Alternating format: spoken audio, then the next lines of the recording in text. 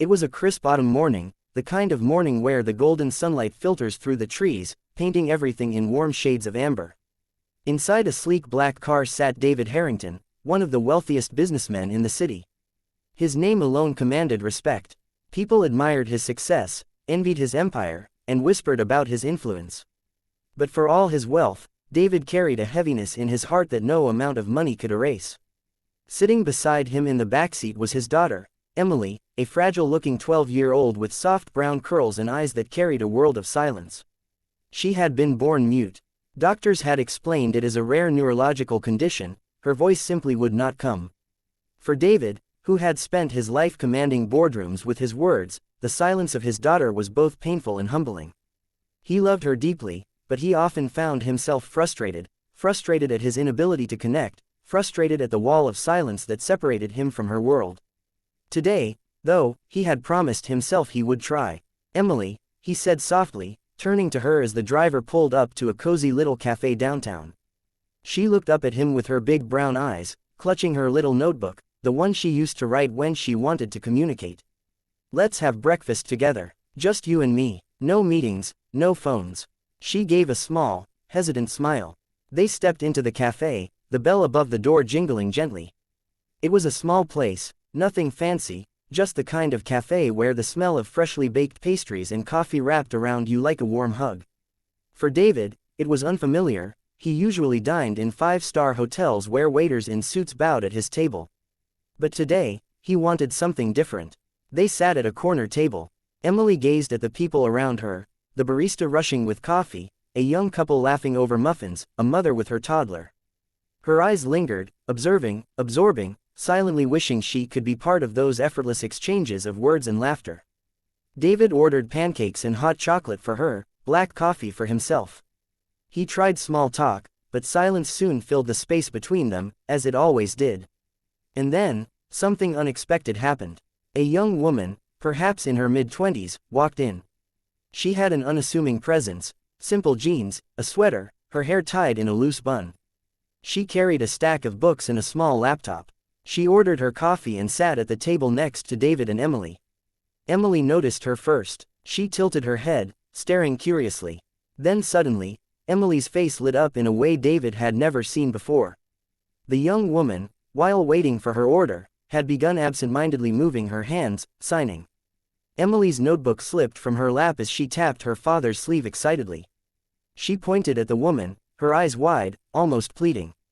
David frowned in confusion. "What is it, sweetheart?" But before he could understand, Emily stood up, clutching her notebook against her chest, and walked shyly over to the woman's table. The young woman looked up, surprised, then noticed Emily's hesitant movements. Slowly, gently, she signed. "Hello, what's your name?" David froze. He didn't understand the movements, but he understood the effect. Emily's entire face blossomed with light. She signed back, awkward at first, but eager, her hands trembling from excitement. The woman smiled warmly, adjusting her pace so Emily could follow. Within seconds, they were conversing fluently in a language David had never truly known, the language of his daughter's soul. Emily laughed, a soundless laugh, but her whole body glowed with joy. David's chest tightened. In 12 years, he had never seen his daughter so alive, so expressive, so connected. He felt both joy and shame. Joy, because for the first time, Emily wasn't trapped in silence. Shame, because he realized how little he had tried to step into her world. He had spent millions on speech therapists, experimental treatments, and private tutors, but he had never once learned the language his daughter already had. Tears stung his eyes. After a few minutes, the young woman noticed David watching. She signed something to Emily, who giggled and turned to her father, scribbling quickly in her notebook. She asked if you know sign language. David swallowed hard, shaking his head. "No, I don't." The young woman smiled softly, and for the first time spoke aloud, her voice gentle.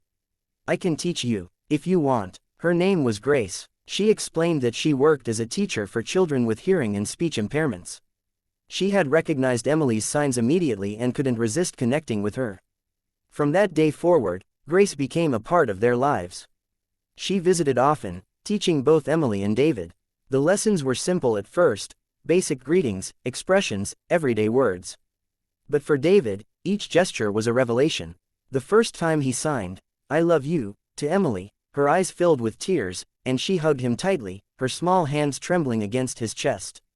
David realized then that wealth wasn't measured by the numbers in his bank account, but by the moments of connection he had been too blind to seek. Weeks turned into months. David, once known as the untouchable tycoon, was now often seen in that little cafe, practicing sign language with his daughter, laughing silently, but wholeheartedly. And Grace, who had entered their lives by chance, had unknowingly gifted them something no money could buy: understanding. One evening, as the three of them sat together at the cafe, Emily scribbled a note and pushed it toward her father. "I used to feel alone.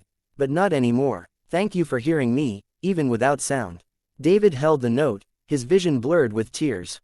He looked at Grace, then at his daughter, and whispered, "No, Emily. Thank you for teaching me how to listen." And in that quiet little cafe, surrounded by strangers who had no idea of the miracle unfolding, a father and daughter finally found their voice, without ever needing sound.